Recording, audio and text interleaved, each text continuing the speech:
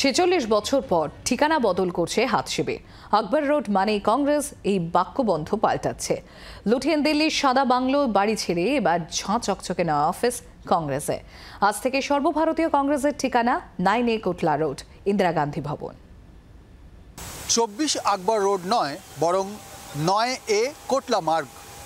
জাতীয় কংগ্রেসের এটাই হলো নতুন ঠিকানা। যেখানে আমি দাঁড়িয়ে রয়েছি ঠিক তার পেছনে যে একেবারে বিল্ডিংটি দেখা যাচ্ছে, 6 তলা বিল্ডিং, এটি কংগ্রেসের নতুন সদর দপ্তর। আজ এই বিল্ডিংয়ের উদ্বোধন করেছেন কংগ্রেস নেত্রী তথা কংগ্রেসের সংসদীয় দলনেত্রী সোনিয়া গান্ধী, এবং সেখানে উপস্থিত ছিলেন মল্লিকার্জুন খাড়গে, রাহুল গান্ধী, প্রিয়াঙ্কা গান্ধী সহ কংগ্রেসের তাবড় নেতারা। 2009 সালে শিলান্যাস হয়েছিল এ ভবনের, তখন মনমোহন সিংয়ের সময়। আজ মনমোহন সিং নেই, নয়া অফিসের উদ্বোধন করলেন সোনিয়া গান্ধী।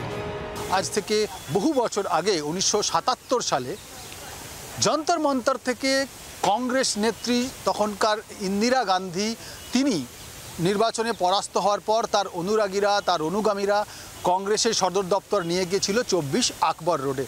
সেই থেকে 24 আকবর রোডে যাবতীয় ইতিহাস রচনা করেছে কংগ্রেস, আর সমস্ত রচনা, সমস্ত ইতিহাস তুলে আনা হচ্ছে এই ঝাঁ চকচকে কংগ্রেসের নতুন সদর দপ্তরে। এখানে থাকছেন প্রথম কংগ্রেস সভাপতি উমেশচন্দ্র বন্দ্যোপাধ্যায় থেকে শুরু করে বর্তমান সভাপতি মল্লিকার্জুন খাড়গের ছবি, তাদের কার্যকালের মেয়াদ, তাদের যাবতীয় বিবরণ।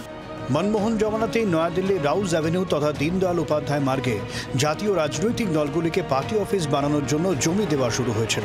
মূল উদ্দেশ্য ছিল লুঠিয়েন দিল্লিতে সরকারি বাংলোগুলি থেকে রাজনৈতিক দলের পার্টি অফিস সরিয়ে দেওয়া। বিজেপি কেন্দ্রে ক্ষমতায় আসার আগে থেকেই দীনদয়াল উপাধ্যায় মার্গের নির্মাণ কাজ শুরু করে।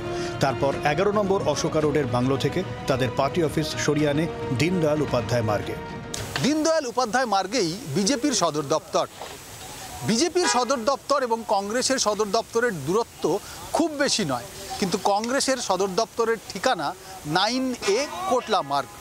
কংগ্রেস নেতা নেত্রী তারা মনে করেছেন দীনদয়াল উপাধ্যায় মার্গে তাদের দপ্তরের প্রবেশ পথ থাকবে না, তাই কোটলা মার্গের দিকেই তাদের দপ্তরের প্রবেশ পথ। অনেক ইতিহাসের সাক্ষী আকবর রোডের এই সাদা বাড়ি, সে ইতিহাসের পথ চলা থমকালো। কংগ্রেস এবার কর্পোরেট। নয়া এই বাড়ি থেকেই ঘুরে দাঁড়ানোর অঙ্গীকার হাতশিবিরের। নয়াদিল্লি থেকে ক্যামেরায় সুভাষিস দাসের সঙ্গে রাজীব চক্রবর্তীর রিপোর্ট, জি 24 ঘন্টা। বাংলার আওয়াজ, বাঙালির আবেগ, জি 24 ঘন্টা।